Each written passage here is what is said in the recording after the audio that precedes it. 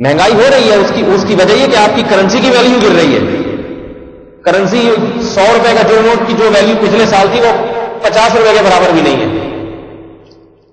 اس لیے میں لوگوں سے کہتا ہوں کہ سود تو ویسے بھی حرام ہے، لیکن حماقت بھی ہے.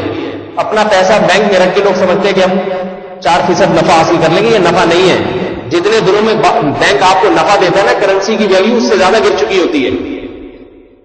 آپ کے پاس 3 لاکھ روپے ہیں، بینک میں رکھ کے آپ جو نفع حاصل کریں گے نا جتنے دنوں کے بعد، اتنے دنوں کے بعد اس 3 لاکھ کی ویلیو اس سے زیادہ گر چکی ہوگی.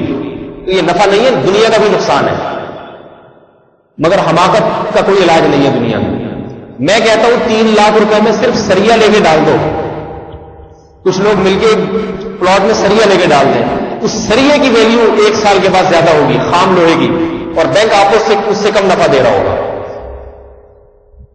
کچھ بھی لے کے بھوسی ٹکڑے لے کے ڈال دیں، یہ جو بھوسی ٹکڑے ہوتے ہیں یہ خرید کے نہیں ڈال دیں، 1 سال کے بعد یہ زیادہ آپ کو نفع دے دیں گے، اتنا نفع بینک نہیں آپ کو دے رہا ہوگا. وجہ اس کی ہے کہ آپ کی کرنسی روز بروز گر رہی ہے. تو بینک اگر آپ کو 100 میں بالفرض 5 روپے بھی دے دیتا ہے نا، تو وہ 105 روپے آپ کو 105 میں آپ وہ چیزیں نہیں خرید سکیں گے جو 1 سال پہلے یا 1 مہینے پہلے 100 روپے میں خرید لیتے آپ.